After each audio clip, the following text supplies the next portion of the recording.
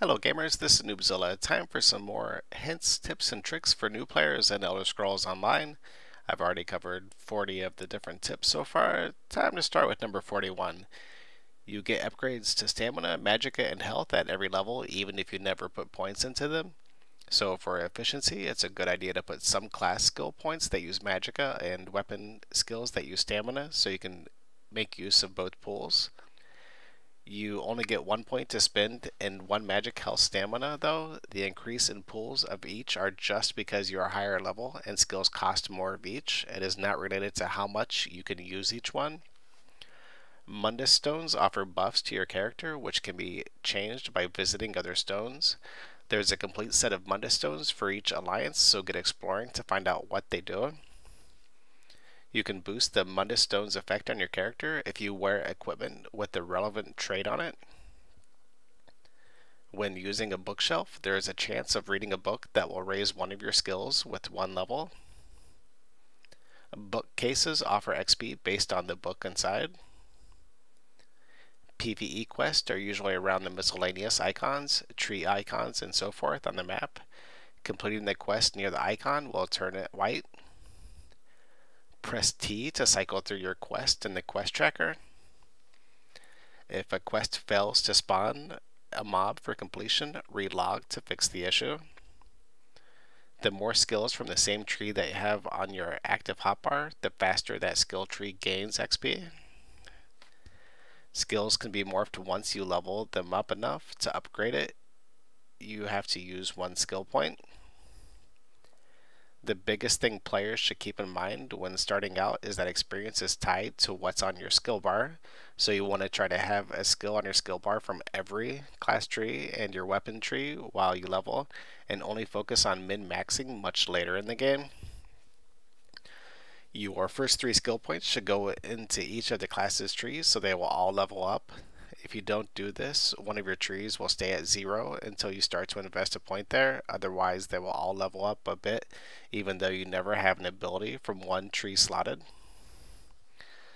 You have to put the Soul Trap spell on your bar. Cast Soul Trap right before you kill an enemy, and if you have an appropriate level Soul Gem, it gets filled. However, after a while, I was finding that both the empty and full Soul Gems throughout the world.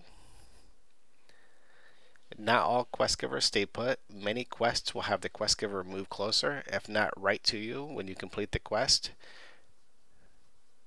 When you run out of magicka and stamina before your opponent is even halfway down in health in PvP, you begin to see the wisdom in assigning every single attribute to health.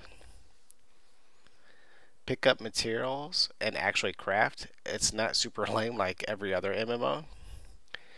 Crafting armor and weapons is the best way in the early game to get the best stuff. Items come in 5 quality levels, represented by 5 colors: white, green, blue, purple, and gold. The colors signify the quality of the item in ascending order, but only for that particular level. For example, a gold level 10 item might be better than a green level 12 item. Killing many of the level 1 mobs, such as rats and spiders, give fishing bait. Collecting insects like butterflies also. Fishing requires using a proper bait at the proper location. Your chances of getting a rare fish improves when the more people fish at the same spot, but that can also make a fishing hole dry out faster.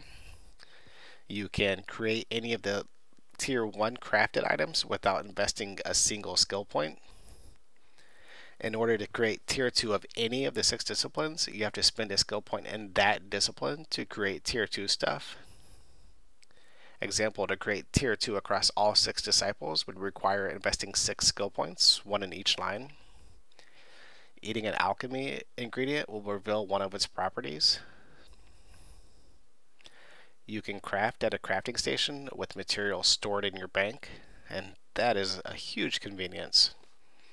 You get more crafting XP from breaking down gear others have crafted than the ones you create, so definitely make some friends. You can mail excess items to an alt character. They don't count towards your bag space until the mail is opened, unless something has changed since the last build, that is.